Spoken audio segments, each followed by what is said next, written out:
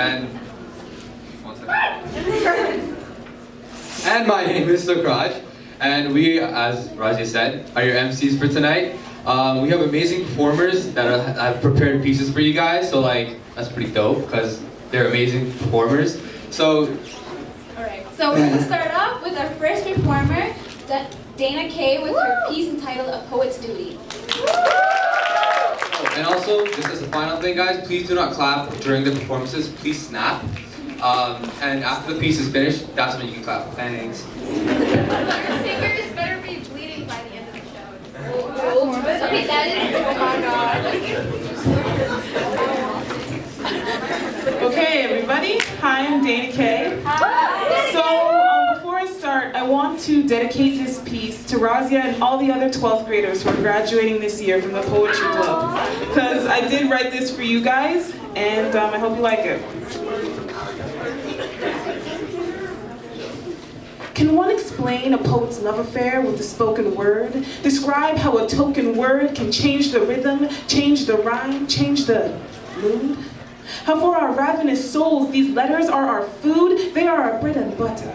Creating protein to fuel the mouth as it vocalizes a dream that gives us the gift to help the ears see. It's like, no it is, magic. How beauty is carved in the beat of our tongues and born in the breath of our lungs. Have the hearts of the audience beating like drums. It's tantalizing, it's titillating, it's terrifying. What I can do with words, brandishing adjectives like swords, adding alliteration always amazes. Symbolism brings a smile to their faces. Did you know a metaphor can break a heart? And for a start, I had you. I caught you in my stream of prose, the cool ripple of the waves relaxing your mind, causing your eyes to close until my words become your reality and leave a slight echo on everything you see. Words are dangerous and wild, like everything that's beautiful, and we, as their keepers, must be dutiful to tame them and to train them and corral them into pieces where emotion overflows from every stanza, passion colors every line, and experience drips from every pen. Poets, it is our duty to share our love affair with words, with them.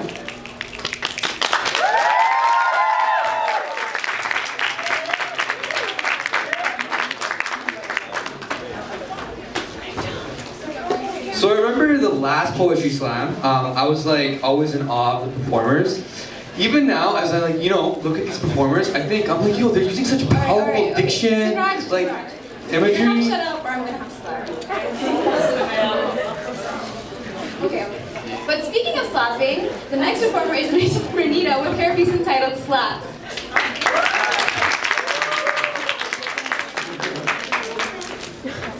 Okay, so hi everyone. I just want to take a second and explain the title of my poem because it's really kind of weird.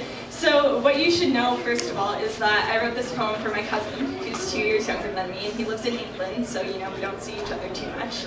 And there's this game that we like to play called Slaps, and essentially I'll face him and we'll both put our hands like this, and then we take turns just slapping each other pretty much, and you have to like try and swerve to avoid the slap, but I'm really bad at it, and it's kind of weird and sadistic, but it's like our thing. So, yeah, so here is the poem. What's my phone? Okay, here we go. The funny thing about family is that they're always there. There's no starting point, no moment where you met. You can't imagine a time without them. But what's really weird is I can imagine a time without you. All I knew of you before 2013 was a picture on a corkboard in my sister's room, and her bragging about being your favorite cousin.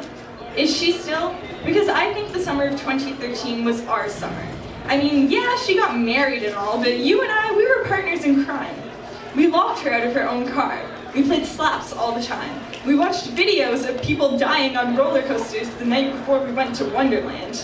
And who could forget that time we went to Jasjeet Textiles down on Kennedy Road? I still have their business card in my wallet.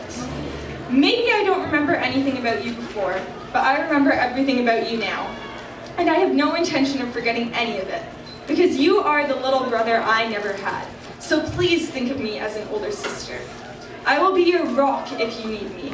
I think I already am, because when we play slaps, I never let you see how much pain I'm in. Now you're doing the same. I just want you to know that if I could, I would build you an elevator from here to the heavens so you could visit your mother whenever you wanted. She would be so proud of you. You've grown so much in 2 years, and I know you're going to grow even more. I beg you not to leave me behind. Unless you are invited to play for Manchester United, in which case you are very much allowed to leave me behind, so long as you tell Wayne Rooney I love him. Because I know you're capable of great things, whether you're playing for Man U or Southampton, or even if you wind up working a desk job. I support you 110%. So if you ever need someone to cry with, someone to help you bury a body, someone to laugh with, or even someone to play slaps with, I will be right here. Thank you.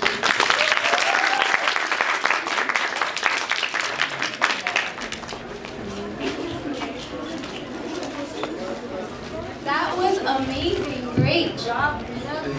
Yo, okay, I was actually so moved, but the thing is, while she was doing that, I kind of realized that I have an English summit to do tomorrow, and I still don't even have my book, so... Why aren't you getting on that? What the?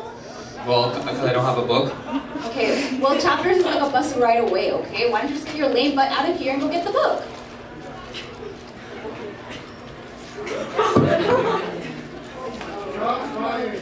Well, speaking of chapters, that's the name of our next performance by Mfon.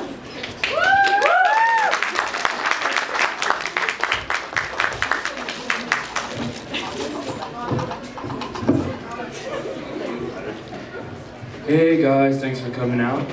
I'm a grade 12 student graduating this year, Mfon as they said.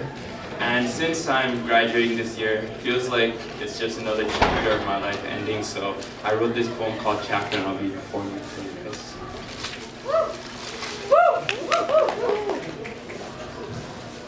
If words on a page came to life through voice met your ears, but painted pictures in your mind, a sort of lyrical geometry, don't panic, it's just my poetry. Let's get this started. High school is, let's be honest, I thought I'd be the star of my own little Bollywood movie. Start my life anew, well, that plan just fell through.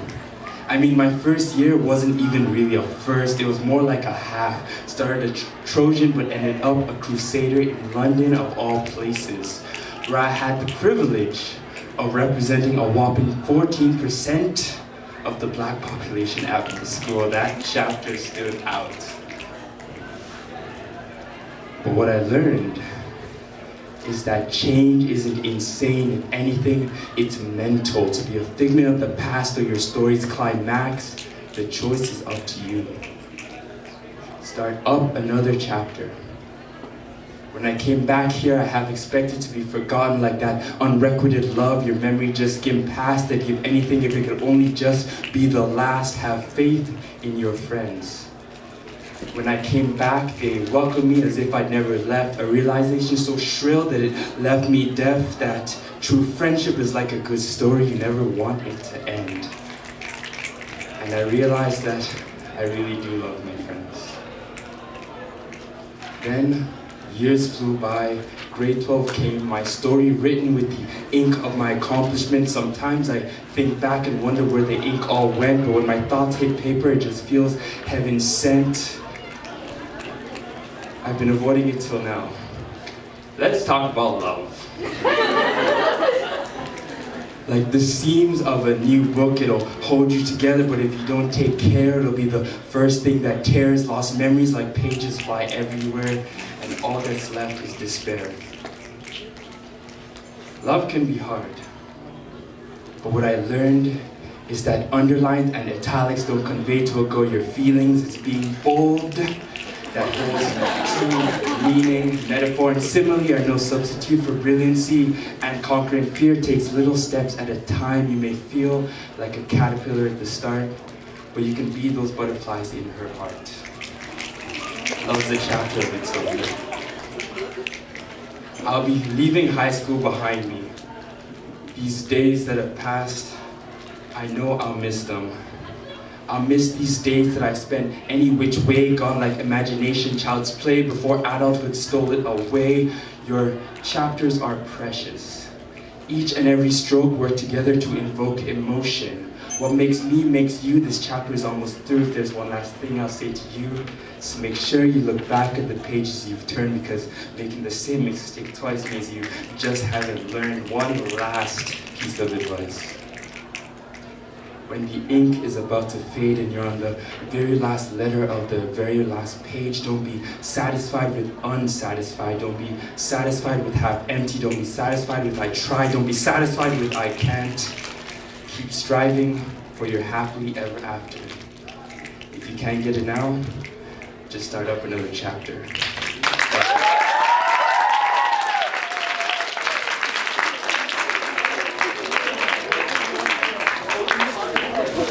Mfon, I said it before, I'm gonna say it again. That was amazing, and I kind of love you now, but it's okay. I have to agree with you, Siraj, but I want to show some of my talent. So, you ready? I'm gonna spit some crazy bars, okay? Alright? Alright. Okay. No. Every day I'm on that same routine. I'm sitting at home eating that delicious poutine. I'd be like, Now, like Kanye, I ain't gonna let you finish. The rap skills are crazy. They went 0 to 100. Now, all you've been doing me is showing me your sass. You remind me like school on Sundays. It got no class. Okay, please excuse our really bad rap skills, but here's an actual professional rapper. Her name is Shanzay, and she's gonna perform a piece called Alienated.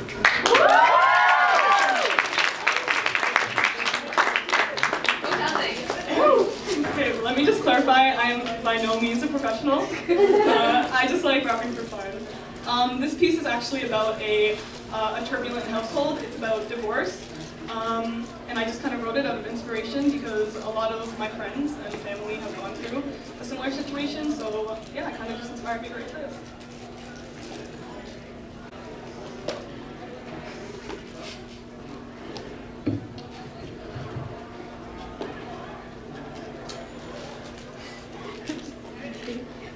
There's a bit of an instrumental at the beginning, so it's going to be like an awkward 30 seconds of silence.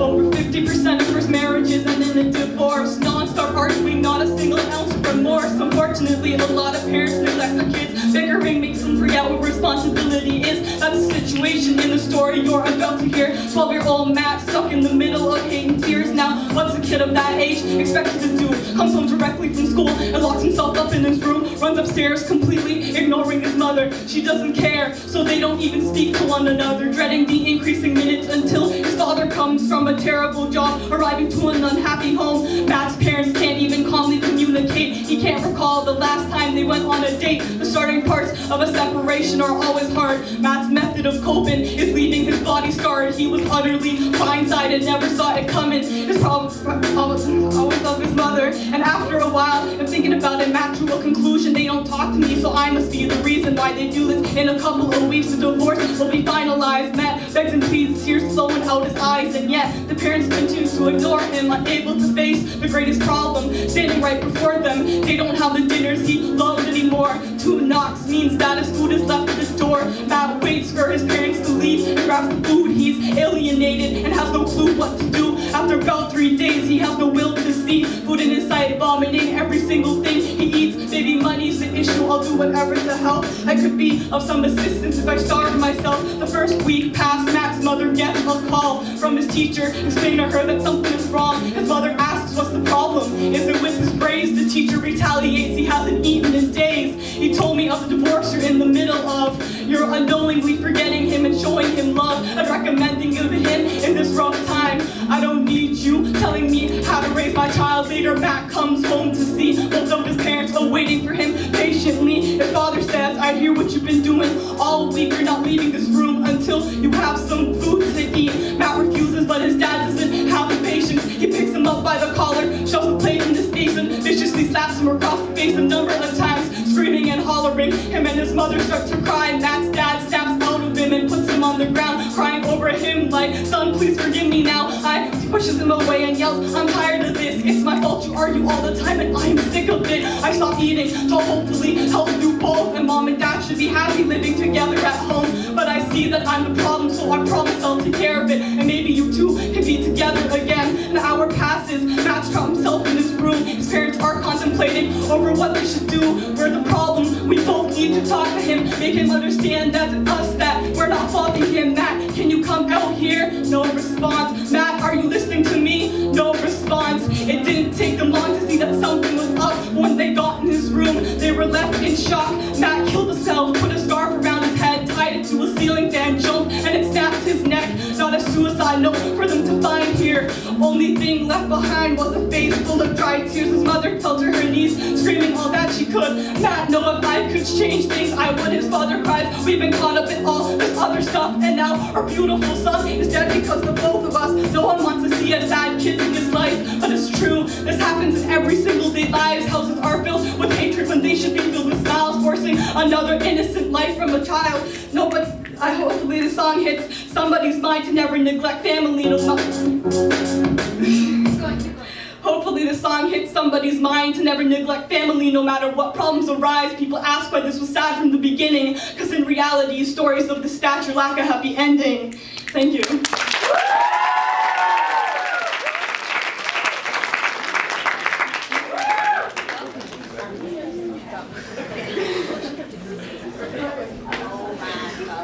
That was amazing and so moving.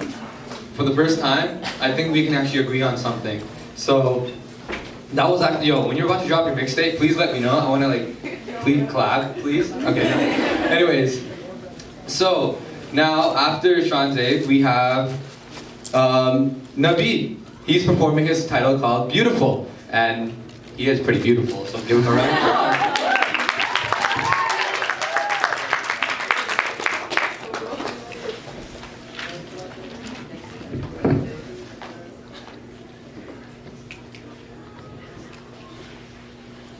It's defined as a loss of appetite and inability to eat, but really it's a disorder that needs to be beat. It causes more pain than eating raw meat. It hurts more than falling on reinforced concrete.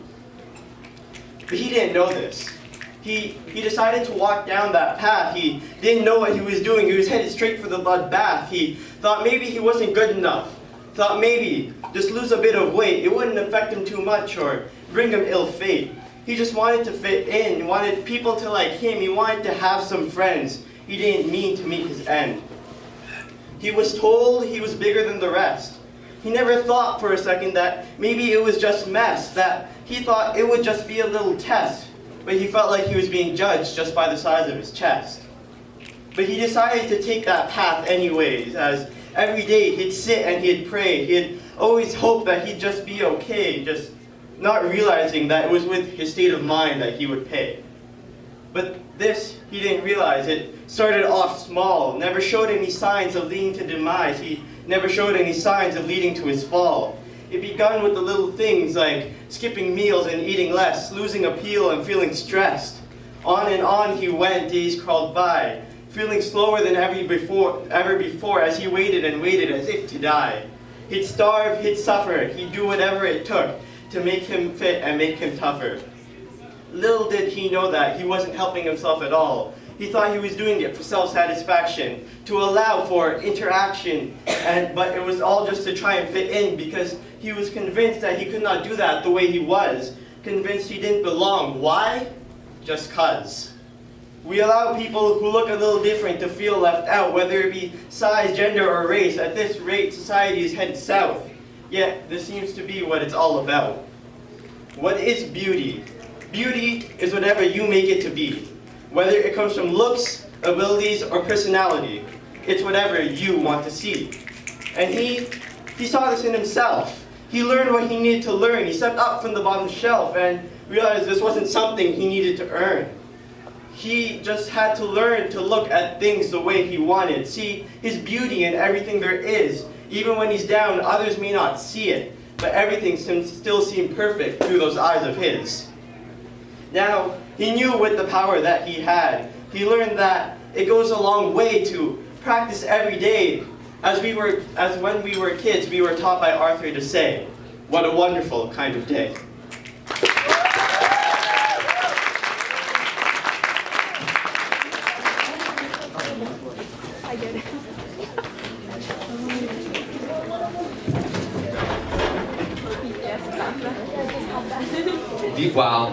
Wow. These performances are actually so amazing. They move me to like a whole other level, man. Yeah, really, these performers are blowing me away. But for right now, we're gonna go to our next performer, Ushna, with her piece entitled "Screaming Silence."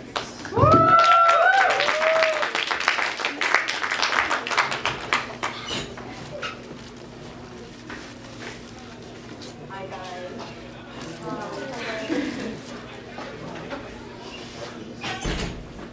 She said, "I scream every single day with as much power as my lungs can take. I scream so loud that my voice reaches every human ear close by, to the stars set so perfectly in the sky and echoes throughout all the seven heavens up high, but it always remains unheard." I said, "Scream louder." She said, "I've tried. I've tried expanding my lung capacity so that maybe my voice would be heard by somebody in this vast galaxy. But when I open my mouth to speak, only silence comes out, and silence can never be heard. But when they open their mouths to speak, sound comes out, and sound is what reaches the human ear. You see, the dead speak with silence, and the living speak with sound. That is the difference between breathing people and bodies inside the burial ground, where you occasionally visit to put some flowers around. The dead are bound to the earth that surrounds them." She said, "I am buried in the dirt I used to play with as a child in the sandbox. I too was once a human being. When my soul lived in the shrine that my body is, that was when I used to breathe. That was when I used to Instagram and tweet. That used to be my voice. And if I got a couple likes, I knew that my voice was heard. I prefer to YOLO because that's what I heard from Drake. And that's what I heard from everyone. That's what I heard everyone say. My vision of reality was blurred. The singers and rappers never told me that after I become dust and bones, I was indeed to be punished or rewarded for my actions on earth. How obscure these people make reality seem. And then all of a sudden, an incident occurred. The angel of death took away my soul, and my body was buried deep in a hole in the same dirt I used to play with as a child in the sandbox. Every soul must taste death. My soul did too. And if I was given another chance to live, I wouldn't do the things I used to do." And as this conversation went on, I realized she sounded very familiar. Aren't we all addicted to the worldly things that one day we will also have to leave behind? So remind yourself that death is not confined, but it's free to come whenever it wants. And when it finds you, you will know that you were blind all this time. You had eyes but could not see, ears yet could not hear, and hearts yet you could not think. You were part of mankind that was dumb, deaf, and blind. Thank you.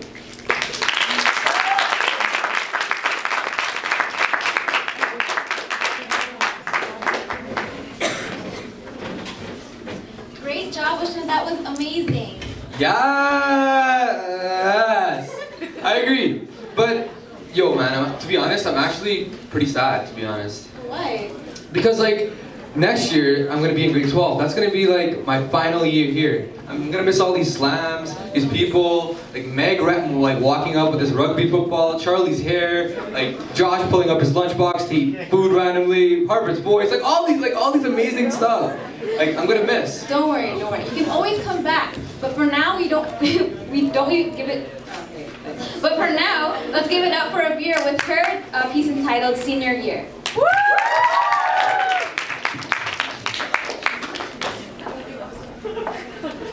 Hi guys. So I'm a little sick, so hopefully I will sound half okay. So this piece is associated with my senior year. It's actually probably been one of the best years. I really want to thank everybody. I don't think I would have survived high school if it weren't for all my friends. So I'm just gonna go ahead. The school year started off with the sun in my eyes, the wind in my hair, no care in the world, just breezing through the noise. Rejoicing in the summer I left behind, arriving to school on my bike. Isn't that the life?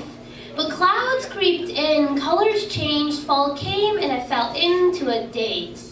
Shadows casted, I was buried under paper, overwhelmed by it all. Because lunchtime was not for a break, but to see how many facts I could cram into my brain. Procrastination was the enemy that somehow became like an intimate partner you just can't seem to break up with. Waiting for the doom that is dead, searched for scholarships to save myself. Voices whispered, come tell us your story. How much money have you raised? How many lives have you saved? Because you are a sum of your past. Well-roundedness is the ideal, losing your edge a side effect. Life is a balancing act. Sleep, social life, school are on the tipping scale. There is no winner. Do something because you love it, not so it can be scribbled on a page, put on a pedestal for others and forgotten. I will run because it gives me strength. I will write poetry because it lets my mind run free. I will continue talking because it comes naturally to me. I am more than a title. I'm the girl who wants to have intellectual conversations, do spontaneously weird things, read all the books in the library, break the world record for the longest phone call, and above all, I am not afraid to be myself. That is how I want to be recognized. I'm divergent in a society that wants to put me in a box and stick a label on it. I will be kind, intellectual, honest, selfless, and brave, leaving behind a legacy, nothing to fear but time. Endless choices have got me in a frenzy. Conversation circling around the same stone over and over again. Grateful for my position, but confused about my future. 4 years flew by. It's time to make the last ones count.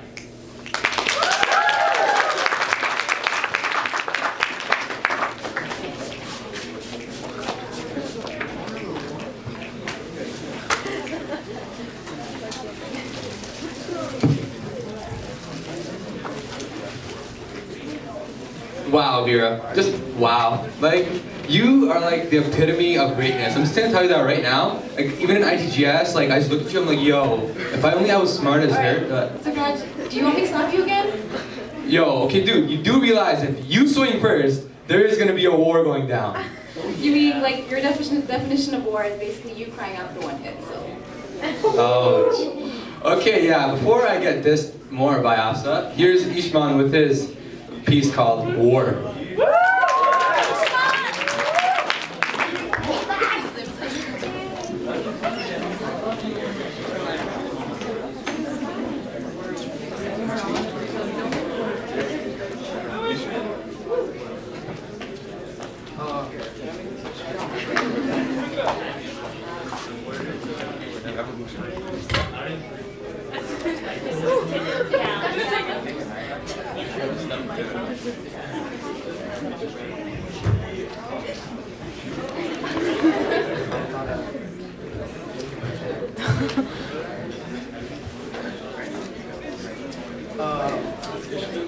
Ishman, I'm sorry.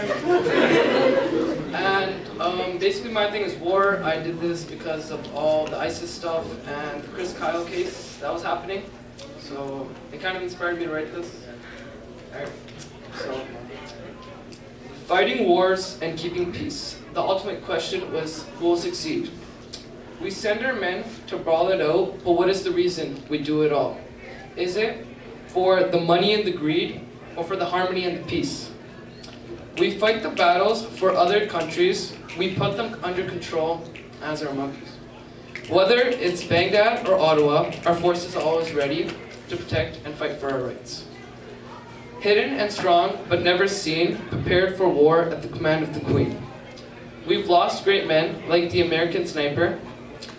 They fight so mothers can change Iranian diapers. No matter the enemy, we stand strong. No matter the cause, united we are never wrong.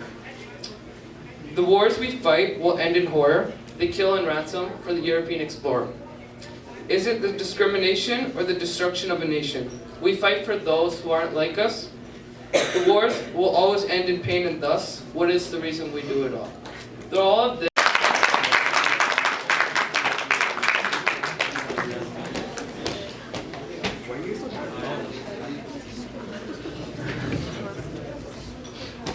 First of all, I apologize for saying your name wrong. As I said, I'm really bad at English and reading, so please forgive me about that. Anyways, these performances are actually going really well. They're actually the amount of sentiness going, you know. Well, I guess it's time to get more senti because our next performer is Our next performer is someone that made her song all by herself. It's an original song, and she even made the beat as well. She basically did everything. Yeah, it's amazing. Yeah, so everybody give it up for Angel with her original song, You Make Me Feel.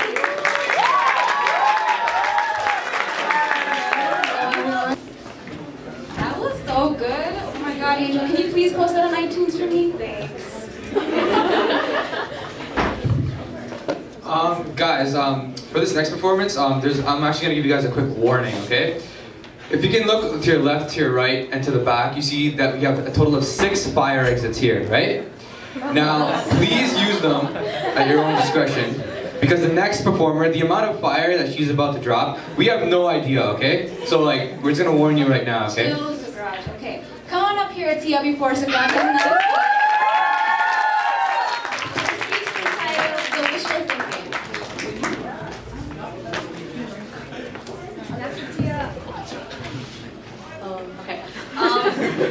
I think we're at the point of the year right now where there's just so much to do, in terms of work, and yeah, I thought I needed a reality check, so I wrote this.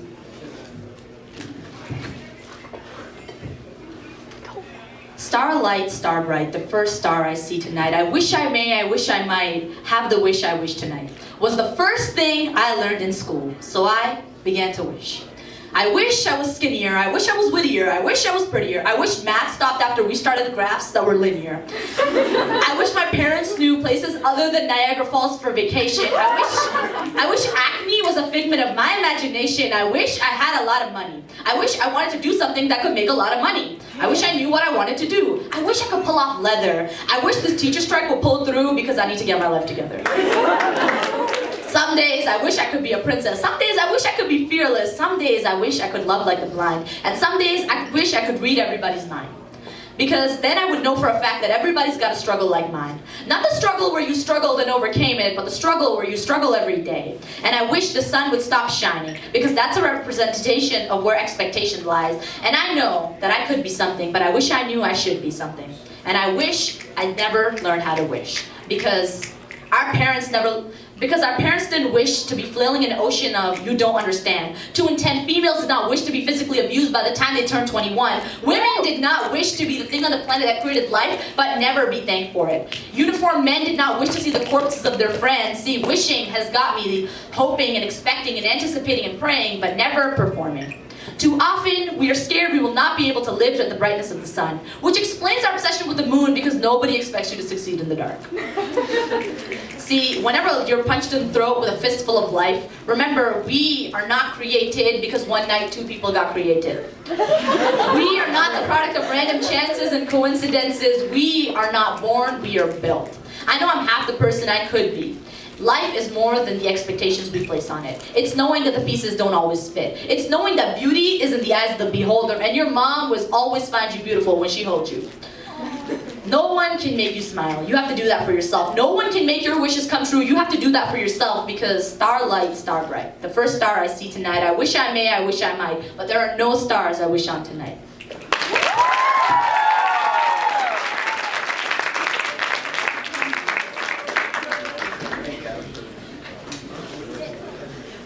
That was so cool.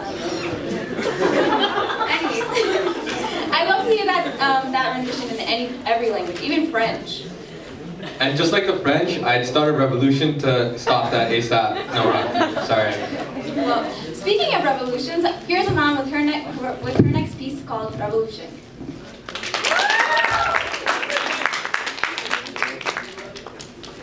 Okay, so that was mispronounced names part 2. It's actually a win.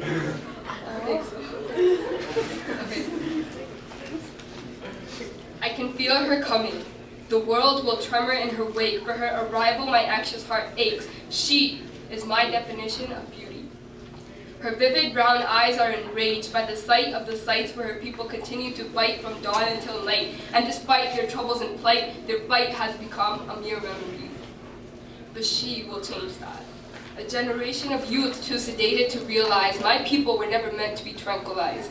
The martyrs of my people's past, their last smiles as they laugh, will last forever. Approached by death at last, sidelong glances cast at the brothers and sisters who could not have asked for a better ending. Ribs broken, fresh wounds balled up into crooked cocoons, sides heaving, heavy breathing, blood dried into a beautiful maroon, legs bent at awkward angles, aching limbs and swollen ankles, ears bleeding, heart speeding. This was their happy ending. They departed with a victorious laughter which fuels her, impassions her. Their last smiles are the last thing her vision allows her to remember. And I can hear her. I can hear her cries of protest on windy days when the ignorance of the world ignites her. I can feel echoes of her rising when I pray for the Jardikala of my people.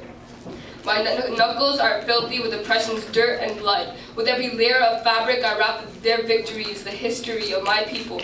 I tie in their vigilance, their resilience, their strength. I capture the essence of their wonderful being within these delicate fabrics.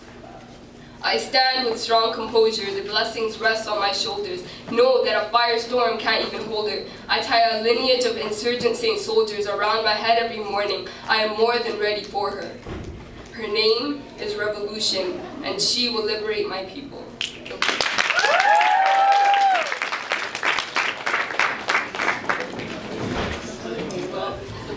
Sorry, first of all, for messing up your name, but also sorry because Sukraj got too senti and he actually ended up crying like a baby. So here's Nadia. We're going to end up going to our next performer, and Nadia with her piece entitled 17.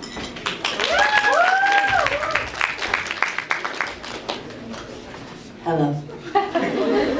So yeah, this poem's called 17, 17. Yeah, okay. 17.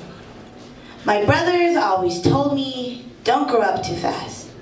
But my life sped by like a speed train, falling into a black abyss called my memories, where the shooting stars are fragments leaving streamlines in my brain that I could hardly remember.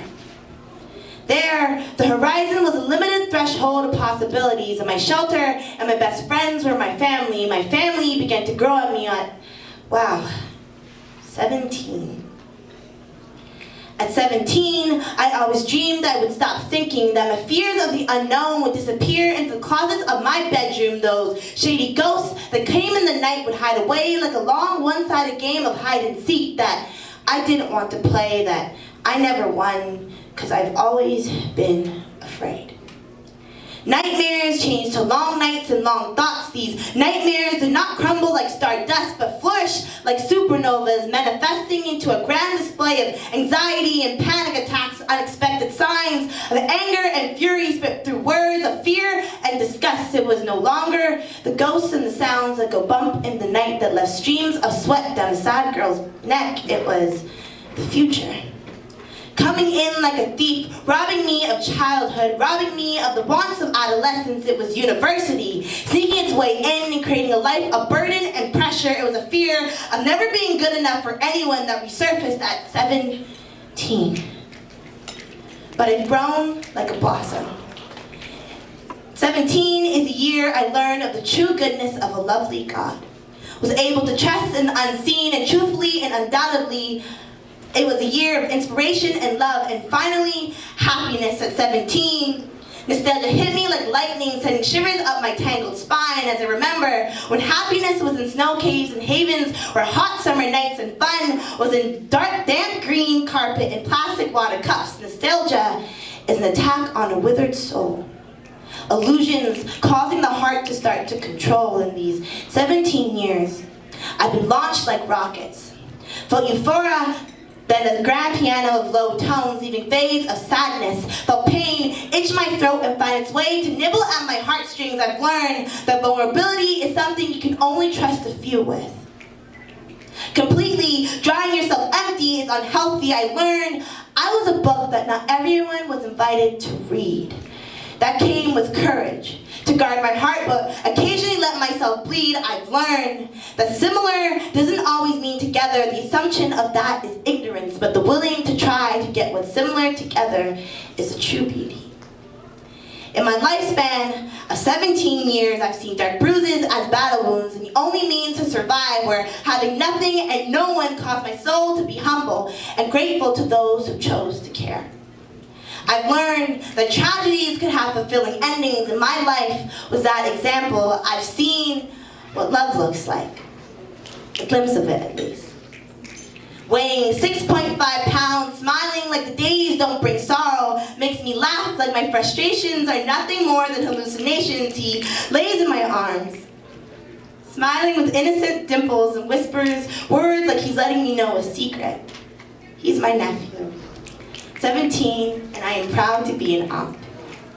I'm 17, and I'm leaving these 4 walls in the 4 years I've been contained here. I found my voice. Was able to spit words like venom, the words that tangled my lips. I painted stories onto dark stages like a wave in a river placed in the darkness of the Sahara. Write tears on cold white paper, lay my heart down for a few to see. In these 4 walls I learned to trust. Let those who care in and delude those who don't. 17 years in these 4 walls for 4 years, I've learned to breathe.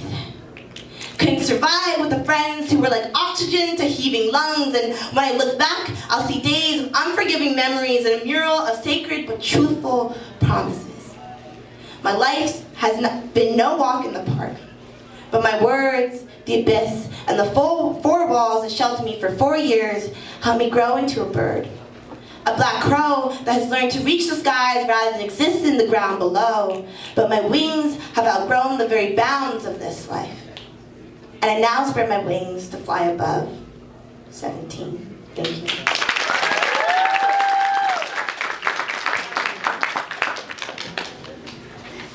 Great job, Nadia. You killed it, girl. Okay. Sorry guys, it kind of got a bit dusty in here, so I had to walk out and just, clear my eyes. Okay, anyways, you're back in time for our next performer, Sehar, with a piece that she will explain herself.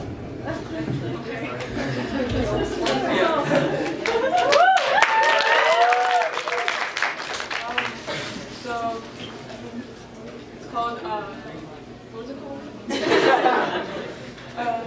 4 years ago. 4 years ago, that's what it's called.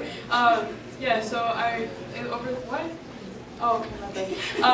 So in the past 4 years, I feel like every slam I poke fun of the education system a lot, so why not do it one more time? So, it goes. 4 years ago, I walked into this building thinking I was all grown up, my best friend's arm linked in mine so I wouldn't look so alone. This time, I was going to be different. This boy's grown over the summer to 6 feet tall, anxiety pumping through my veins. I was pushed into the wall to see where I was to be for the next 10 months.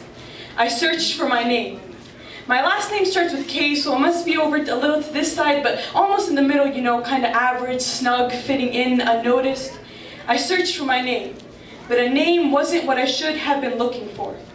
See, it almost sort of slipped my mind that I was still a number. 6 digits locked within a system. I was 474787870 I was 478701. I was still a number. Now let's rewind to a year before then, when the guidance counselor from my high school to be walked into my classroom in a sad attempt to get us all excited. She said, "Now kids, when you get to high school, it's all going to be different. You have a lot of growing up to do this summer, and you're going to find yourselves over the next 4 years." I tried, but when creativity is ripped from your very backbone and the sunlight that once reflected off her eyes no longer shines, she was bare.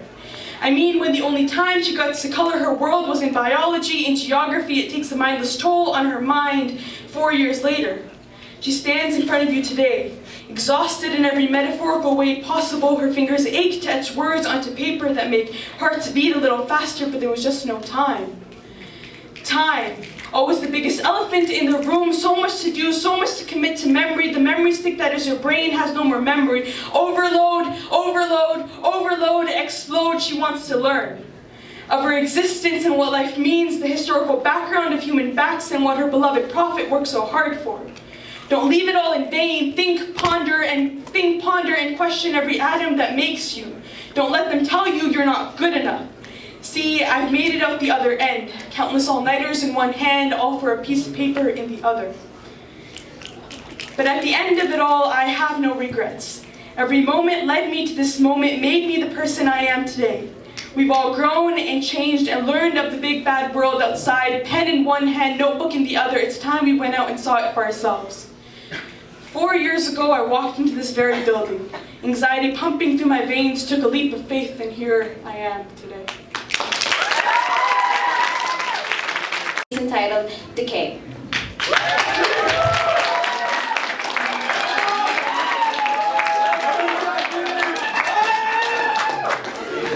Jasjeet! Go!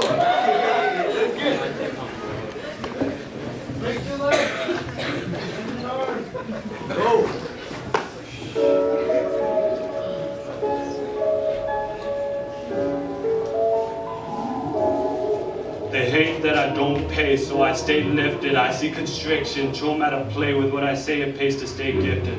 My presence decays as the haze thickens. The present is bloodstained like train wreck victims. Pain when checks hit 'em. If you left, who do you mess with them? Is it still blessed when the stress hit 'em? The rest missing, I'm focused on the next mission. Maybe after the best vision, basement, pavement, stay bent till it straighten out. Recycle paper, so I pay rent. My pay rent while I'm shaking down. Think I'll sick, free throws, so please close your hand and mouth. That's foul. Please retrieve these leaves you're raking out. Who thought it'd be like this? Can't get their own soul and they see mine, they be delighted. Making their dreams half asleep but don't realize they can't describe the feels I get. The more real I get. Decay. Decay. Oh, they so scared of failure. Everybody trying to fail us. Decay. I'm just saying, if you was sane, you wouldn't feel it. Funny how your dreams is imprisoned, isn't it? Riddle this, I'm driven to the fence, it's hit or miss. Getting fixed till I've risen big, pick and kill. Nah, they ain't real, so I never pick the deal. Know some brothers who thought was spinning, sick with addiction. Know some brothers who drugs, they sick with the addiction. Trade places in an instant. Ha, they know the life they live, they know the life they risk. And these rappers ain't got freshness in them. Know they backing down with the pressures in them. Been trying hard to represent them. Might be next, guess it's for the best. Just check them, man, I'm waiting on God. They're catching cash, all these checks I send them.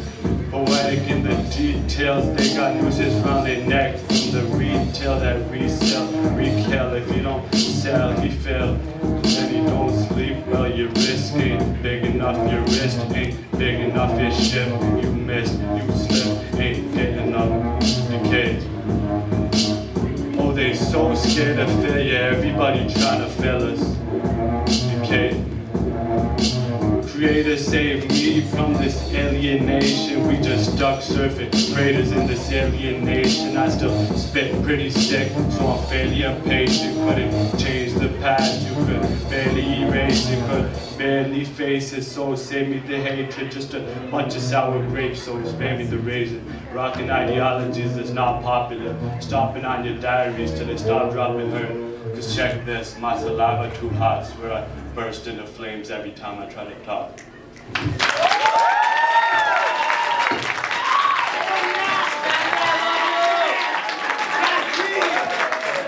Our final performer up now. She is the head of the Word Society, so please give a huge round of applause for Raazia and her piece, Cherry Flavored Lollipops.